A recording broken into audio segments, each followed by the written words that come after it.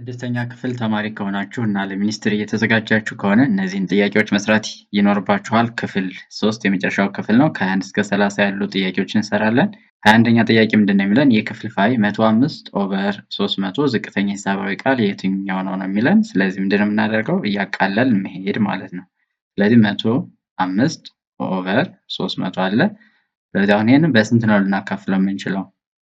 ለሶስቱ መካፈል ይችላል አይደል? 1 ሲደመር 5 6 ነው። 6 ለ3 ስለሚካፈል ይሄም ለ3 ስለሚካፈል ማለት ነው። ግን በ5 ብታካፍሉት የተሻለ ነው። ስለዚህ 105 ሲካፈል ለ5 እናደርጋለን። 10 ሲካፈል ለ5 ሁለት ጊዜ 2 ሲባዛ በ5 10 ስትቀንሱት ጀስት 0 ይሆናል። ከዛ 5ን ታወርዱና 5 ሲካፈል ለ5 1 ሲባዛ በ5 5 ስትቀንሱት ምንም ይሆናል። ስለዚህ ከላይ ያለው ስንት ይሆናል ማለት ነው?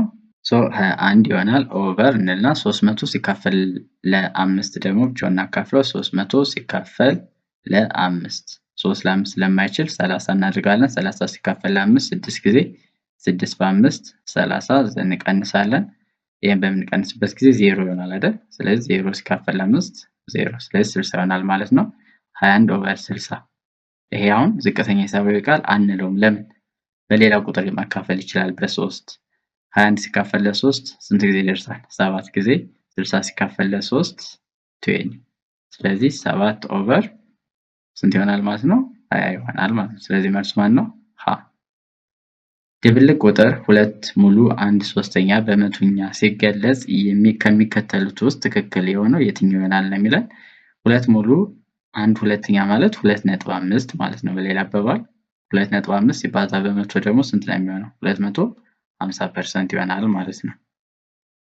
ስለዚህ አንደኛ ደስ እዚህ ጋር ማወቅ ያለባችሁ እነዚህ 20% 60% መሆን እንደማይችል ማወቅ አለባችሁ። ለምን? ኦልሬዲ ይሄ ምንድነው? ህገወጥ ነው። ህገወጥ ወይም ድብልቅ ከሆነ የግዴታ ፐርሰንቱ መብለጥ አለበት 100 ወይ ከ100 በላይ።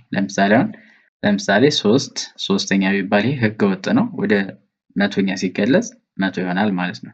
ህገወጥ ከሆኑ ለምሳሌ 6 ኦቨር 5 ቢሆን ይሄ ምንድነው?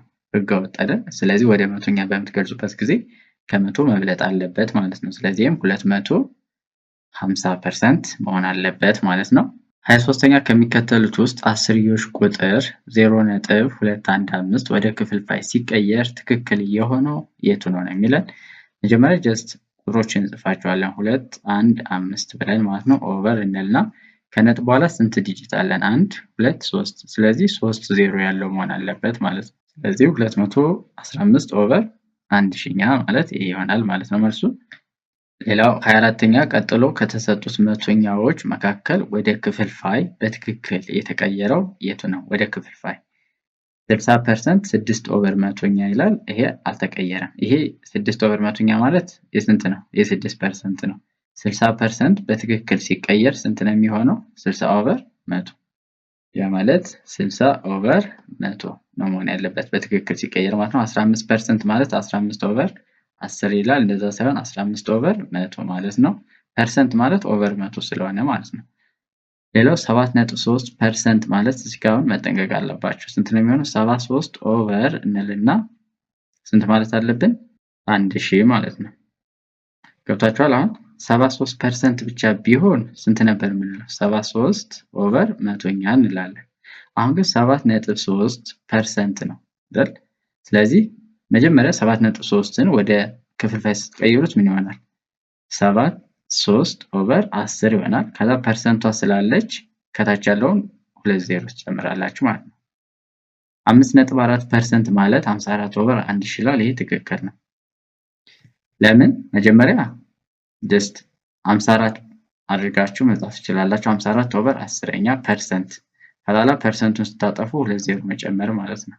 ብዙ ተማሪ እዚህ ጋር ይሸወዳል። ለምሳሌ አሁን 0.25%ን ወደ ክፍልፋይ ቀይሩ ቢባል ብዙ ተማሪ 25 ኦቨር 100 ያደርግና ይቀራል ማለት ነው። ይሄ ስህተት ነው። 0.25 አለ። አሁን ፐርሰንቱን ቀይራችሁታል፣ ግን 0.25 የነበረችው አልተቀየረችም። ስለዚህ 2 ዜሮ መጨመር አለባችሁ ማለት ነው። ስለዚህ 0.25% ማለት 25 ኦቨር 10000 መሆን አለ። 25ኛ በትክክል ከትልቅ ወደ ትንሽ በቅደም ተከተል የተቀመጠው የትኛው ነው የሚለው። ከትልቅ ወደ ትንሽ ግልጽ ነው። ከትልቅ ወደ ትንሽ። ስለዚህ እንደዚህ በሚሰጥበት ጊዜ የመጀመሪያው ስቴፕ ምንድነው የምታደርጉት? ማካፈል ነው። ወደ ምን መቀየር አለባችሁ? ወደ ነጥብ ወይም አስርዮሽ ማለት ነው። 1/6 ማለት 3/7፣ 1/7፣ 3/5 ተመሳሳይ ስለሆኑ አንዴ ካካፈላችሁ ችግር የለውም። ስለዚህ 1 ሲካፈል ለ6 እናደርጋለን። 1 ሲካፈል ለ6 ስለማይችል 0 ነጥብ እናደርግና 0። 10 ሲካፈል ለ6 ስንት ጊዜ? አንድ ጊዜ አይደል? 1 በ6 6 ከዛ ትቀንሳላችሁ 4 ይሆናል። 4 ለ6 ስለማይችል ኦልሬዲ ነጥብ ስለሰጠው 0። 40 ሲካፈል ለ6 ስንት ጊዜ ይደርሳል? 6 ጊዜ። 6 በ6 36 ከዛ 4 6 6 ያለ ይቀጥላል ማለት ነው። አንድ ይችን ያዙ። ከዛ በኋላ የማንን ማካፈል እችላለሁ? 3/5 ማካፈል እችላለሁ አይደል? 3 ሲካፈል ለ5 0 ነጥብ ከዛ 30 ሰጣለሁ። 30 ሲካፈል ለ5 ስንት ነው? 6 አይደል? 6 በ5 30። ስለዚህ 0.6 ይሆናል ማለት ነው። ስለዚህ ከ0.1 6 6 እና ከ0.6 ማን ነው የሚበልጠው? ከትልቅ ወደ ትንሽ ስለተባለ ዘንድ ደግሞ እዚህ ጋር 3/5 እና 3/7 ይላል። ስለዚህ አሁን 3ን ደግሞ ለ7 ማካፈል ትችላላችሁ፣ ወይም እዚህ ጋር ዝም ብላችሁ ማወቅ አይቻልም። 3ን ለ7 ስታካፍሉና 3ን ለ5 ማን ነው መብለጥ ያለበት? 3ን ለ5 ስታካፍሉ መብለጥ አለበት። ተመሳሳይ ቁጥር ለተለያየ ቁጥር ስታካፍሉ ያው በቀላሉ እስቲሜት ማድረግ ይቻላል። ስለዚህ ከትልቅ ወደ ትንሽ የተቀመጠ ይሄን ይሆናል ማለት ነው። ለምሳሌ 1/6 እና 1/7 ማን ያንሳል? ከ1/6 እና ከ1/7 1/7 ያንሳል አይደል? ከ3/5 እና ከ3/7 ደግሞ ማን ያንሳል? 3/7 ያንሳል። ገብቷችኋል? ለምሳሌ 2ን ብር ለ5 ሰው ማካፈል እና 2ን ብር ለ10 ሰው ማካፈል እኩል አይሆንም አይደል? የትኛው ነው የሚበልጠው? 2ን ለ5 ሰው ማካፈል ማለት ነው። ስለዚህ ከትልቅ ወደ ትንሽ እና ከትንሽ ወደ ትልቅ በምታስቀምጡበት ጊዜ ያው እነዚህ አይነት ቴክኒኮችን ብትጠቀሙ የተሻለ ነው። ግን ይሄ ሀሳብ ካልመጣላችሁ ደግሞ ያው ሁሉንም አካፍላችሁ በነጥብ ካካፍላችሁ በኋላ ከዛ በኋላ ማወዳደር ይቀላል። 26ኛ አንድ ነጋዴ በ1000 ብር የገዛውን ዕቃ በ1200 ብር ቢሸጥ የነጋዴው ትርፍ በፐርሰንት ስንት ይሆናል? አሁን ትርፍ የሚሰራው ምንድነው? የሸጠበት ሲቀነስ የገዛበት ሲካፈል ለገዛበት ሲባዛ በመቶ። ያ ማለት አሁን 1200 ማለት የሸጠበት ነው ሲቀነስ 1000 ማለት የገዛበት ነው ሲካፈል ለ1000 እናደርግና ሲባዛ በመቶ ፐርሰንት ማለት ነው። አሁን ወይም ትርፉ ሲካፈል ለሸጠበት ማለት ነው። 1000 ብር ገዝቶ በ1200 ከሸጠው ስንት ብር አትርፏል? 200 ብር አትርፏል አይደል? ስለዚህ 200 ኦቨር እንልና 1000 መጀመሪያ የገዛበት ሲባዛ እናደርግና በመቶ ፐርሰንት እናደርጋለን ማለት ነው። ከዛ እዚህ ጋር 2 ዜሮ እዚህ ጋር 2 ዜሮ ያጠፋልናል። እቺኛዋ አንዷን ዜሮ ታጠፋለች። ስለዚህ ስንት ይሆናል ማለት ነው? 20% ይሆናል ማለት ነው። ማጣፋቱ ግልጽ ካልሆነላችሁ ምን ማድረግ ይቻላል? 200 አለ ከዛ በመቶ ስታበዙት 2 ዜሮ ሌላ ተጨማሪ አለ ፐርሰንት ኦቨር 1000 አይደል? ከዛ 3 ዜሮ በ3 ዜሮ 20% ይሆናል ማለት ነው። ግን ማጣፋት በደንብ መልመድ አለባችሁ ካሁኑ። ስለዚህ 20% ይሆናል ማለት ነው። 27ኛ የ3.7 እና የ3 ሙሉ 1/4ኛ ድምር ውጤት ስንት ነው የሚለን። ይሄ በጣም ቀላል ነው። ወደ ክፍልፋይ መቀየር ነው። ከዛ በኋላ ወደ አስርዮሽ መቀየር ትችላላችሁ፣ ወይም ወደ አስርዮሽ መቀየር። አሁን 3.7 ኦልሬዲ የተቀየረ ስላለን 3 ሙሉ 1/4ኛ ማለት 1 ሲካፈል ለ4 ስንት ነው የምታውቁት ከሆነ 0.25 ነው አይደል? ስለዚህ 3 ሙሉ 1/4ኛ ማለት 3.25 ነው ማለት ነው። ስለዚህ ምን እናደርጋለን? እዚህ ጋር 3.25 ከዛ እዚህ ጋር 0 መጨመር መብታችሁ ነው። 0 ሲደመር 5 5 ድምር ስለተባለ ማለት ነው። 7 ሲደመር 2 9 ነጥብ 3 እና 3 6 6.95 ያ ማለት መልሱ ሀይ ይሆናል ማለት ነው። አሁን ደግሞ ስማርት መሆን ትችላላችሁ። አሁን 3.7 እና 3 ነጥብ የሆነ ነገር ሲደምሩት 5 ሊሰጣችሁ አይችልም። እንዴት ሊሰጣችሁ ይችላል ስታስቡት? አይሰጥም። ስለዚህ ከና ከለ ይሆናል ማለት ነው መልሱ። ስለዚህ በዚህም አይ ቲንክ 50% እድል ይኖራችኋል የመመለስ። ስለዚህ ከዛ በኋላ ምንድነው ሌላኛው ሁለተኛው መንገድ 3.7 ወደ ክፍልፋይ ስትቀይሩ ስንት ይሆናል? 37 ኦቨር 10 ይሆናል። ሲደመር እናደርግና 3 ሙሉ 1/4ኛ ማለት ወደ ክፍልፋይ ስትቀይሩ 3 ሲባዛ በ4 12 12 ሲደመር 1 13 ኦቨር 4 13 ኦቨር 4 ከዛ በኋላ ክሪስ ክሮስ ግን ይሄ ጊዜ ይወስድባችኋል። እያችሁ 4ን በ37 አብስታችሁ 10ን በ13 አብስታችሁ 10ን በ4 አብስታችሁ ከዛ እንደገና አካፍላችሁ ከምትሰሩ አንዱ አስርዮሽ አንዱ ክፍልፋይ ከተሰጠና መልሱ በአስርዮሽ ከሆነ ያኛውን ቁጥር ወደ ምን መቀየር ነው የሚሻለው? ወደ አስርዮሽ መቀየር። ይሄን በምትቀይሩበት ጊዜ 3.25 እኔ ያገኘሁት የማይመጣላችሁ ከሆነ ወደ ይሄንችኛው መጀመሪያ ወደ ህገወጥ መቀየር 3 ሲባዛ በ4 12 ሲደመር 1 13 13 ኦቨር 4 ይሆናል። ይሄንን ወደ ዴሲማል መቀየር ትችላላችሁ። 13 ሲካፈል ለ4 ስንት ጊዜ ይደርሳል? 3 ጊዜ 3 በ4 12 ስትቀንሱት ስንት ይሆናል? 1 ይሆናል። ከዛ በኋላ ነጥብ ትሰጡና 10 10 ሲካፈል ለ4 2 ጊዜ 2 በ4 8 ከዛ ሲቀንሱት 2 ይሆናል። ነጥብ ኦልሬዲ ሰጥቻለሁ 20 20 ሲካፈል ለ4 5 5 በ4 20 ስለዚህ 3.25 ይሆናል ማለት ነው።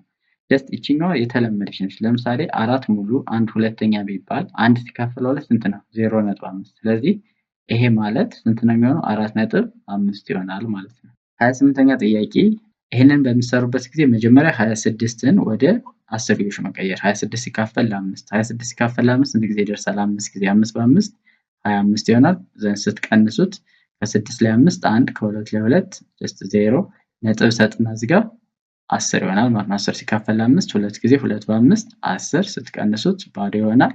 ስለዚህ 5.2 ሲቀነስ 3.75 ይሄን በሚሰሩበት ጊዜ ምን አድርጉት ብያቸዋለሁ? 5.2 አድርጉና ሲቀነስ 3 ነጥቧን በነጥብ አስተያየት መጻፍ አለባችሁ። ከዛ በኋላ እዚህ ጋር 0 መሙላት ትችላላችሁ። ከዛ በኋላ ምን እናደርጋለን? እንቀንሳለን። 0 ሲቀነስ 5 ስለማይችል እቺ ትበደራለች 10 ትሆናለች። እቺ 1 ትሆናለች።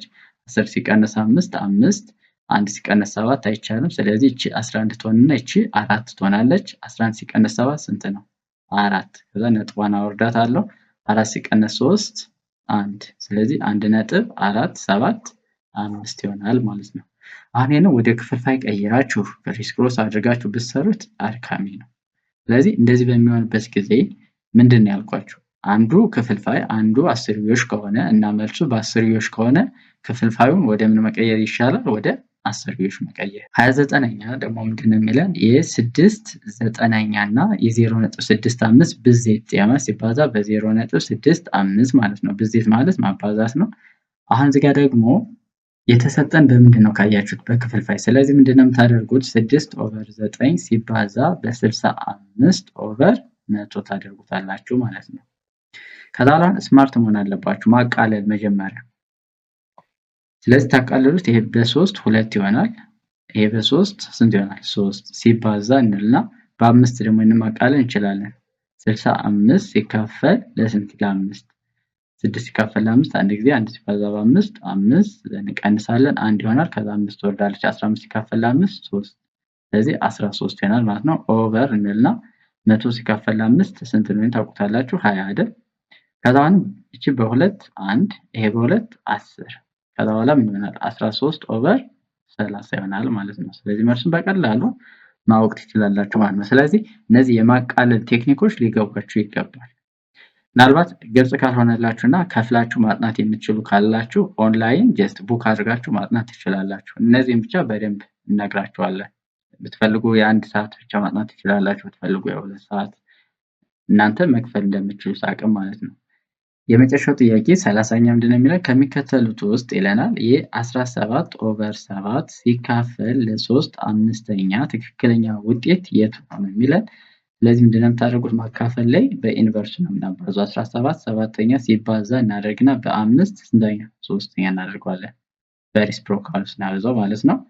አሁን እዚህ ጋር የሚቃለል የለም። ስለዚህ እናባዛለን ማለት ነው። 5 ሲባዛ በ7 35 5ን ጽፌ 3 አለኝ 5 ሲባዛ በ1 5 ከ3 ጋር 8 85 ይሆናል። ኦቨር 3 ሲባዛ 7 21 ስለዚህ መልሱ ይሄ ይሆናል ማለት ነው። በትክክል አሁን ህገወጥ ክፍልፋይ በሚጻፍበት ጊዜ ለምሳሌ 12 ኦቨር 5 ካለ በድብልቅ ስታስቀምጡ ምን አድርጋችሁ ነው የምታስቀምጡት? 12 ሲካፈል ለ5 አይ ቲንክ ስንት ጊዜ 2 አካባቢ ደርሰዋል። ዘን 2 በ5 10 2 5ኛ አይደል? ስለዚህ ድብልቅ ቁጥር በትክክል የሚጻፈው እንዴት ነው? የመጀመሪያው ሙሉ ቁጥር መሆን አለበት። ቀጥሎ ያለው ምን መሆን አለበት? ህገኛ መሆን አለበት። ለምሳሌ አሁን 3 ሙሉ 4 3ኛ ብል ይሄ ምን አይደለም? ድብልቅ አይደለም። ድብልቅ ክፍልፋይ ነው ማለት አንችልም። ድብልቅ ክፍልፋይ የምንለው ምን አይነት ፎርም መያዝ አለበት? ሙሉ ቁጥር ከዚያ በኋላ ደግሞ ምን መሆን አለበት? ቀጥሎ ያለው ህገኛ ክፍልፋይ መሆን አለበት። አይ ቲንክ ፈተና የስድስተኛ ክፍል ላይ መሰለኝ መጥቷል ወይ ደግሞ ስምንተኛ ክፍል ላይ አለ። which one of the following is the correct form of mixed fraction ብሎ ማለት ነው። ስለዚህ ይህን ይመስላል ማለት ነው ክፍል 3። በቀጣይ ሌላ የሞዴል ጥያቄ እንሰራላችኋለን። እንዲሰራላችሁ የምትፈልጉት የሞዴል ጥያቄ ካለ ኮመንት ሴክሽን ላይ ማስቀመጥ ትችላላችሁ። ለዩቲዩብ ቻናላችን አዲስ ከሆናችሁ ሰብስክራይብ ማድረግ፣ ቪዲዮውን ላይክ ማድረግ እና ለጓደኞቻችሁም ሼር ማድረግ እንዳይረሳ። በቀጣይ ሌሎች ጥያቄዎችን እንሰራለን። የሚከብዳችሁም ካለ ይሄ ይሰራልን ብትሉ እሱን የምንሰራላችሁ ይሆናል ማለት ነው። አብራችሁን ስለቆያችሁ እናመሰግናለን። መልካም ቆይታ